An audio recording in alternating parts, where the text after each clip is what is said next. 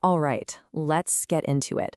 We're breaking down a really fascinating day on Wall Street, one of those days where you've got two huge, powerful forces just clashing. On one side, you have this absolute rocket ship of an AI boom, and on the other, the heavy pull of global economic gravity. It created this split, this completely divided market, and we're going to dig into exactly what went down and why. So let's set the scene here. We're talking about Monday, October 6th, 2025. Now, the day kicked off with this big risk-on rally, a lot of optimism. But that feeling didn't last, and things ended up surprisingly mixed by the closing bell. And yeah, the headline number, it looked great. I mean, the S&P 500 closed at 6746. That's a new record high. It's seventh day in a row of gains. But trust me, that one number, it doesn't even begin to tell the real story of what happened today. Okay, and this is where it gets really interesting. Kind of weird, even. You've got the S&P 500 and the Nasdaq, which is packed with tech stocks, both hitting new records. Great, right? But then you look at the Dow Jones, and it actually finished in the red. So what in the world was going on? What was strong enough to push two of the big indices up, but drag the other one down? That's the big puzzle we're going to solve today. Well, the answer starts right here. The engine behind all that positive momentum was, you guessed it, an AI gold rush. We're talking about a massive surge in spending on AI infrastructure. And this wasn't just some minor news item, okay? This was a bombshell announcement that sent some serious shockwaves through the entire tech world. And this right here, this is the quote that lit the fuse. AMD's CEO, Lisa Su, came out and confirmed this gigantic deal with OpenAI. They're supplying the GPUs to build out, get this, 6 gigawatts of AI compute. Now, to give you a sense of scale, 1 gigawatt can power a pretty big city. So 6 of them, we are talking about an absolutely mind-boggling level of investment. Just totally unprecedented. And all that computing power, well, it translates into real, tangible demand for hardware. We're hearing reports that OpenAI now needs something like 900,000 units of what's called high bandwidth memory, or HBM. And that's not for the year, that's every single month. This isn't just a projection, you guys. This is a tidal wave of actual, real orders hitting the books. So let's take a look at how this all shook out for some individual stocks. I mean, AMD was the clear star of the show, just skyrocketing, up as much as 37% at one point. Then you have Micron. They're the ones who make that super important HBM memory. They jumped almost 5%. But hey, it wasn't all about AI. Tesla got a nice bump from a teaser video for a new low-cost model. Comerica went on a tear, up over 14%, after getting bought by Fifth Third Bancorp. And then there's Verizon. They were the day's big loser, dropping over 5% after their CEO suddenly resigned. And that right there was a big piece of that gravity we were talking about. Okay, so you're probably thinking, if the AI news was that huge, why didn't the entire market just go to the moon? And that's a great question. This is where we have to look at the other side of the coin. All those counter forces, those whispers of worry about the economy and politics that kind of put a lid on the rally. And you can see this split personality clear as day when you look at how different sectors performed.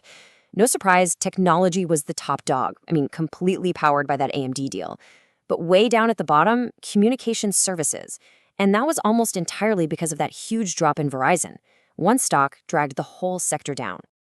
Now, if we zoom out and look at the bigger picture, there were a bunch of global issues just adding to the nerves.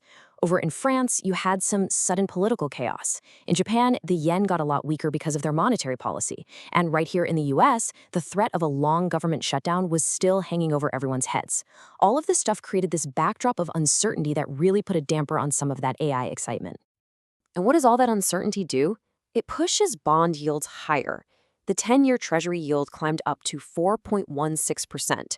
Now, usually when bond yields go up, it's bad news for stocks. It's a headwind. So the fact that the market still managed to hit a record high just goes to show you how incredibly powerful that AI story was on this particular day.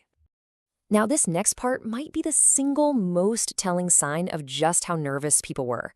Even as the stock market was hitting all-time highs, the VIX, the fear index, it also went up. That's not supposed to happen. It's really weird. It basically means investors were buying stocks with one hand, and with the other, they were buying insurance in the form of options to protect themselves in case everything came crashing down. It's like throwing a party, but also buying fire extinguishers for every room, just in case. And to top it all off, we got some pretty meh economic data. There's this key report, the ISM Services PMI, and it came in at exactly 50.0.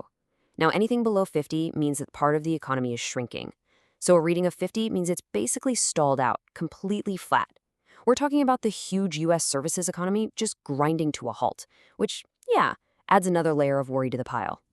So there you have it. That was the day in a nutshell, this epic battle between AI euphoria and all this macroeconomic fear.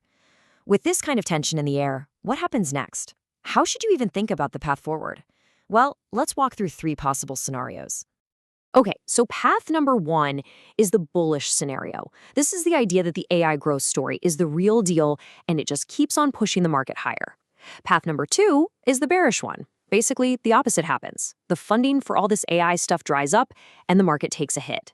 And then there's the base case, which is kind of the middle ground. The market basically gets stuck in a range, caught in that tug of war between the AI rocket and the macro gravity. All right, so we've looked at all the pieces, the record highs, the fear bubbling underneath, the global worries, and this massive AI boom. So what's the bottom line? What's the one big takeaway from such a complicated day? Let's just boil this all down to one simple question. So where does all this leave you, the investor?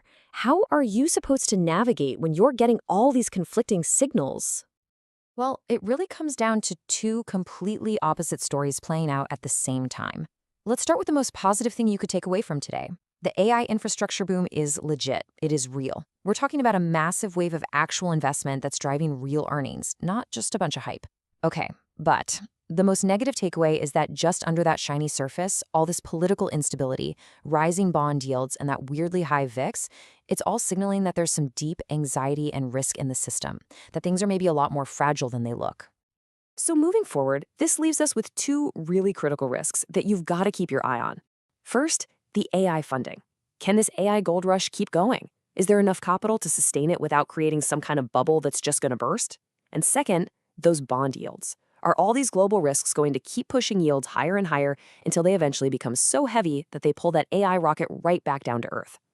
Honestly, the answers to those 2 questions are probably going to decide where this whole market goes from here.